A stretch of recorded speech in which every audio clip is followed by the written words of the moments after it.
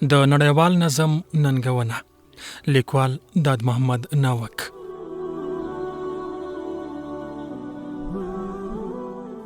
تهران کې د فلسطین قضیې اړوند ناسته کې د بهرنیو چارو محترم وزیر مولوي صاحب امیر خان متقی د خپل وینا په اوږدو کې پر نړیوال نظم بحث وکړ او په وینا یې دا نظام اوسنی بیدار انسان ته قناعت نشي ورکولی. د دې معنا دا ده چې د نړۍ پر سطحه د حکمرانانو او د هغوی د حکم روایي طریقه نور له کاره لویدونکې ده او مهمه ده چې انسانان د خپل خلاصون لپاره لاس په کار شي. دا خبره نوې نه ده. الکسیس کاریل له 1893 میلادي څخه تر 1994 میلادي کال پورې په خپل مشهور اثر من د ینکنو کې په همدې تړاو بحث کړی دی. هغه که څه هم تر دویمې نړیوالې جګړې یو کال وړاندې مړ شوی، خو دغه وخت د نړیوال نظام اړوند یې د سمون او اصلاح مهمه حل لار وړاندې کړې.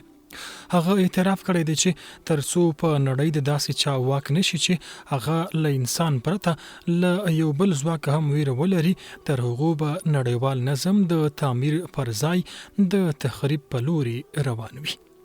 شهید سید قطب رحمه الله په خپل اثر د اسلام ځلانده راتلونکي کې په همدې ټکي تبصره کړې او په وینا یې غیر مستقیم پر دې اعتراف دی چې پر نړۍ باید دیني نظام حاکم شي. دا چې بیا په دینونو کې کوم دین د عصر تقاضا او تصواب ویلی شي او اوسنی انسان ته سوکالي او قناعت ورکولی شي، واضحه خبره ده چې همدا دین اسلام دی چې د ژوند ټولو برخو ته مشخصي او له عصر سره انعطاف پذیره برنامې لري. امریکایي سیاستوال فوسټر ډالاس له 1888 میلادي څخه تر 1949 میلادي کال پورې په خپل اثر وار اور پیس کې په دې اعتراف کوي چې لویدیځ په ټکنالوژي کې پر مخ خو په اخلاقو کې پر شا روان دی. ممکن دا د دې علت شي چې همدا ټکنالوژي بیرته زموږ پر ضد استعمال شي. د غیر مستقیم اعتراف کوي چې پر نړۍ راج د اوسپنې د څوکې په زور نه کیږي.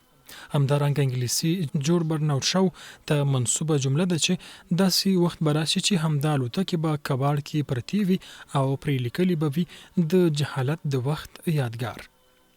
دا ټولې څرګندونې دا ښیي چې حتی لویدیځ مفکرین پر دې باور وو او دي چې پر نړۍ راج باید په زور نه وي بلکې په اخلاقو وي، دیانت وي او په داسې دیانت چې انسان په انسان ونه ډارول شي، ځکه وروستی انسان یا لومړی درجه واکمن بیا ځان آزاد احساسوي، بلکې دا د داسې چا واکمني ته اړتیا ده چې فرد ځان چارواکی نه بلکې مسؤل وبولي او همدا باور او یقین ولري.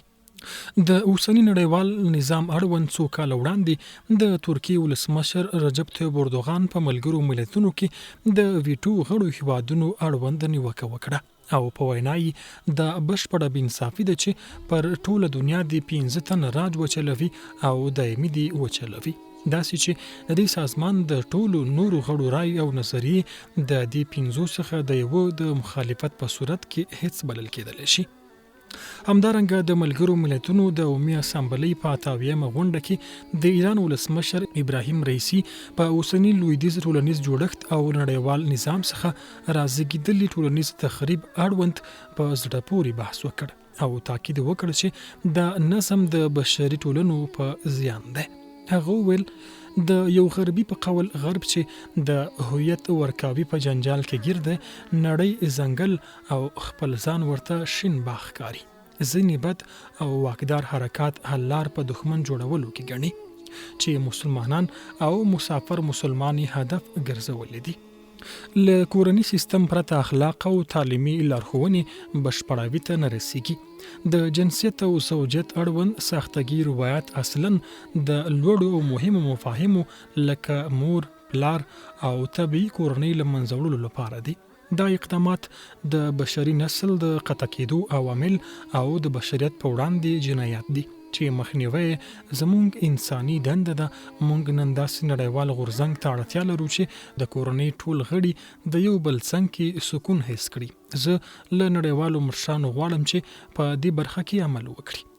پر نړیوال نظم نقد تر بحث لاندې نیول دا معنا لري چې اوسنی انسان ویښ شوی او د لویدیځ ظاهراً رنګین تمدن یې سترګې نه پړقوي، بلکې درک کړی ده چې نور باید د دې جبر په وړاندې غږ پورته شي.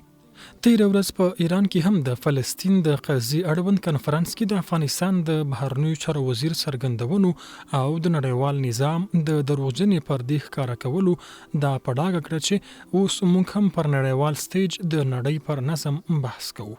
نقد کوي د اصلاح لارې ورښیو او هغه وخت تیر شوی چې دا نظام د انساني ستونزو د حل لپاره وروستی فورمول وګڼل شي. ښاغلي متقي ویل آیا له دویمې نړیوالې جګړې زېږول شوی نړیوال نظم له دې تناقضاتو سره د 21مې پیړۍ انساني غوښتنو ته ځواب ویلی شي؟ آیا ممکنه ده چې په دغو دوه ګونو او څو ګونو معیارونو د 21مې پیړۍ د انسان عقل سره لوبې وشي؟ زه فکر نه کوم چې په دې دوه ګوني او څو ګوني چلند به د اوسنۍ زمانې بیدار انساني وجدان ته قناعت ورکړی شي. خپلواکي هم دومره مهمه ده چې لومړیتوبونه پکې مشخص کیږي، تصامیم پکې اعلانیږي او پر نړیوال سټیج خپل تشخص، خپل هویت او خپل خبره وړاندې کولی شي. نه دا چې په سسته ژبه حتی د موربم کارولو ته هم دلایل وتراشل سي. رب عز وجل دې موږ له کفرانه او مشران مو له ښویېدو وساتي.